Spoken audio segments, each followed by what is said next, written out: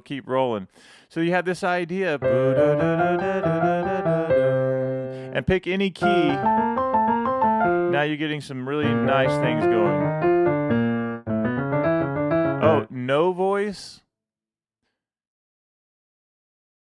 Doug. We're good. And the piano, right? Doug says he forgot his hearing aids. Doug, I believe you need the police on yourself on that one. All right, sound is good. All right, very good. So this very first page is full of things to help you when you don't have a lot of time to practice and you want to get some confidence. Now, as I'm playing this idea right here, and don't worry, we're going to move fast through this simple stuff at first, but don't forget about the simple things. Like as I play this G major and I go first 5 notes of the G major scale and I go 3, 4, 5, 3, 1. I'm working my ear, I'm working my fingers. I could go to A, and now I'm also visualizing the 5-finger pattern, but also reminding where the triad is, right? Yeah. The reason the volumes get a little bit different sometimes is because when I'm working in the studio and I have my speakers on, I have to turn that knob way down. So then when I go back to a stream, I have to make sure it's back up. That's why it'd be good if that happens again, just on the front end, go ahead and let me know in the chat. That would be awesome. All right, now let's keep going down this list. The next thing it does is it gives you the 5-finger blues pattern. You guys know if you want to get a lot done here, it doesn't matter what level you are. This is a great thing to do for beginners and advanced players. First 5 notes, because I'm building up my muscle memory as I go up and down. If you're a beginner, you can do just right hand only, right?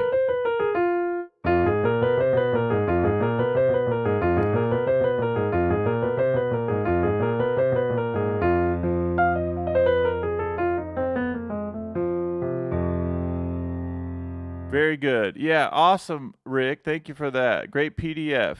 Good. I'm glad. I love the fact that the way all these PDFs, and by the way, we have mostly members in here, and I went ahead and this week I wanted to work out of this thing, and I went ahead and put it on sale just for, I hardly ever put anything on sale. But if anyone's out there and they want to get that, they can get that, and it's marked down significantly. Okay, so the next thing we're going to do is, look, we're still on the first page of this 20 tips thing. The next one is, we just did the blues scale, but also the pentatonic scale. So you guys know a pentatonic scale is a 5-note scale, and a minor pentatonic scale is our 1 of the C scale, the flat third, the 4, the 5, the flat 7, and the 1. It's a really important sound, and not if you play it like that. But the idea is, I love to break the pentatonic up into 4-note cells, and I did that here. I did. So it's like the blues scale, but without the F sharp, and you have, and you can use that as an improv, even over C blues. And I want you to experiment.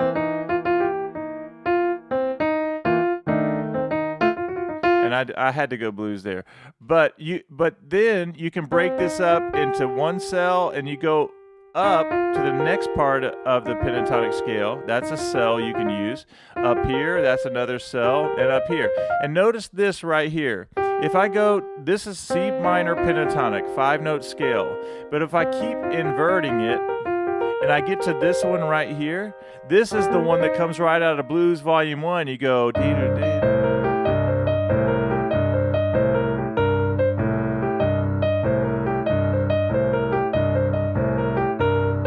So even this, what's up, Dad? Everybody say hey to T-Man.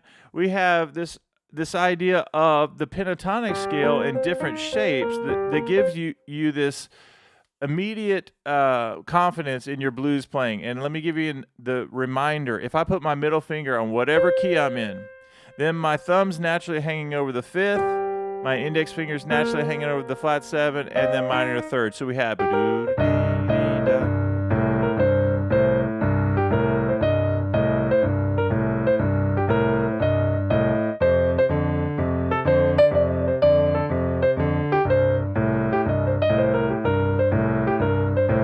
So if you guys understand that, put got it in the chat. This is just a reminder of this idea. This is pentatonic scale lick, and I'm using it kind of in versions, but when you get to there, it's the top half of the blues scale.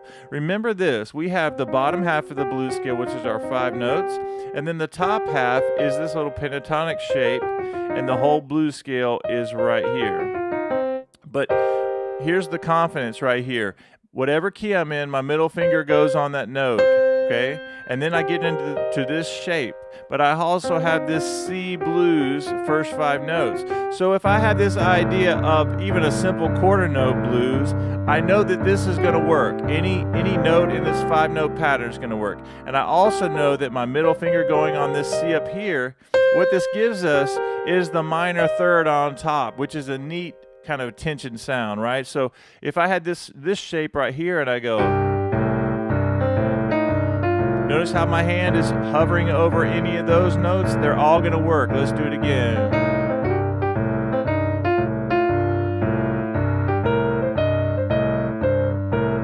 Again.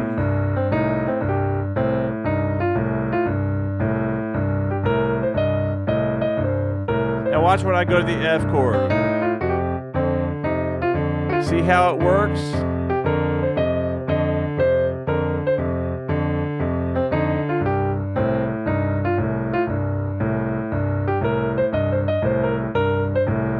Even on the G.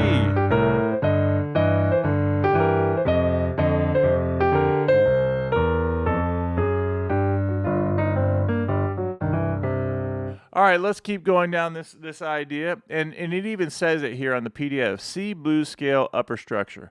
All right, now the next one, 5-note digital pattern, a really great exercise to practice because over your, here's a quick jazz tip for everyone, is that we know that the 1, 2, 3, 5, we call this a digital pattern. So from the scale of C, if I play 1, 2, 3, 5, all those notes would work over my improv. I could go be-da-da-da. Even I could go C minor. That works over the F chord. Even over G, we can practice going up there if we wanted. 1, 2, 3, 5.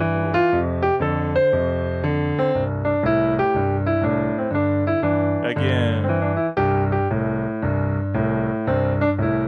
So even that's kind of that major happy sound. But then it says the minor pattern. So from a jazz context, and we like to use Take the A Train is a good way to practice our improv over some jazzy kind of ideas. I could use from my improv, I could use this C major, the digital pattern, 1, 2, 3, 4, 5, but I could also go to, whenever it goes to the D7, I could use it there. And on minor, I can do a D minor. So 1, 2, flat, 3, 5. And I could go 1. And I'm just doing major or minor, 1, 2, 3, 5. But the fun part is this. If I'm on C major, on any jazz song, I know I can use 1, 2, 3, 5 and it's going to sound good. But you can also go a 5th note away from C and play your G triad. So even on Take the A Train, I can do G major. And all those notes are going to work. And the reason they work is because from C major, if I use the 5th note, that's the 5th of C major. 6, that's the major 7, and that's the 9. So it's just a neat little idea to remember that this little 5-finger pattern or 5 digital pattern, this 5-note pattern, I go a 5th away from whatever major chord I'm on, and there it is right there. I'm doing the extensions, and it creates some really nice sounds. Okay, let's get into the meat of this thing. The next one is this idea right here. You guys know this. We love this. I'm doing 8th notes right now.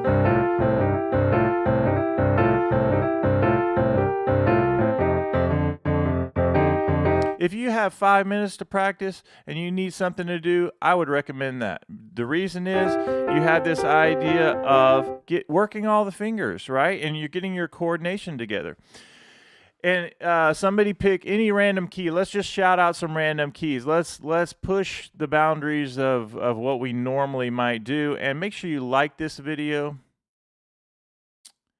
and while we're doing this, I need to tell you guys are trying to leave reviews on my courses lately. And I noticed something that we noticed something together, and Doug really noticed that you couldn't leave reviews. Somehow it's been locked for a long time, probably a year or two.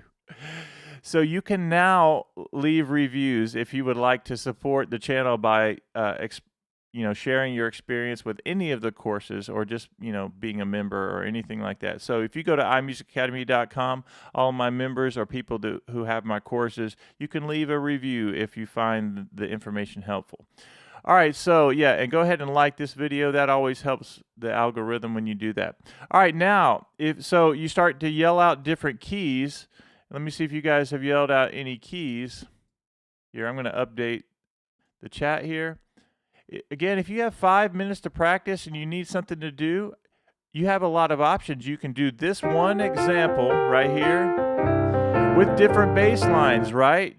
And I sent all of you guys even our YouTube channel, this alternate bass line course.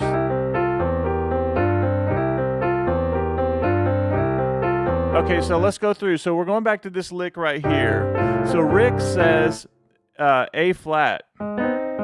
So remember, for this one lick, you have to do, there are 2 fingerings. The first one is a slide. On G, it's a slide. You're sliding the minor third to major third. But Rick says, no, let's do A flat. So what we're going to do is we're going to get our A flat triad, and we're going to get up into the keys a little bit. And I'm going to hammer on. This is the fingering, 2, 3, 2, 3. Instead of sliding 2 to 2, right? You get up there, and notice that I'm up into the keys, and I have to go to the root and the 5th of A flat. This is probably the area I would play it, even though it's a little bit high for the bass line, but we're gonna go. And then I like to go up to the D flat, because you have to go to the D flat. I still like to do D flat with 2 and 4. And then I do E flat, or I do the 3 and 5. So we have a hammer-on key. Now let me do it quarter notes.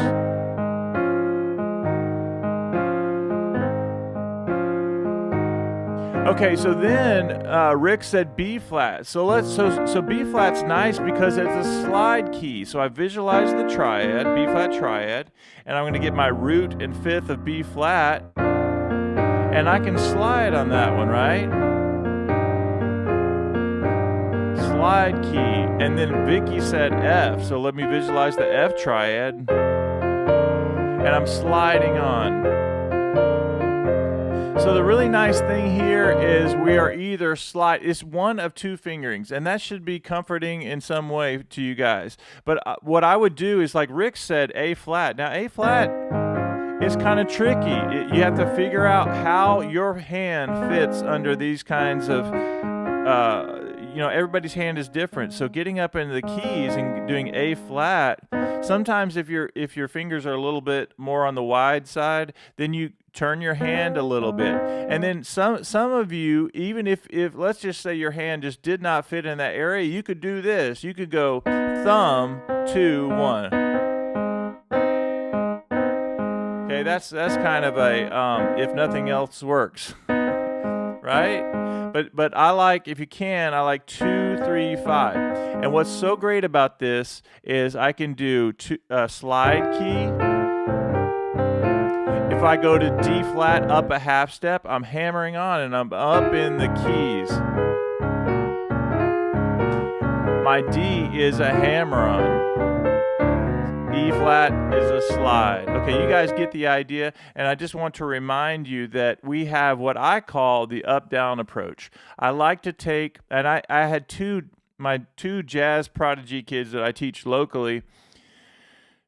We did our up-down approach lesson the other day. We started off when we were doing a C blues, and then I said go up a half step, and they did that together. I had both of them at the same time for their lesson, and then we went back to C, and then we went down a half step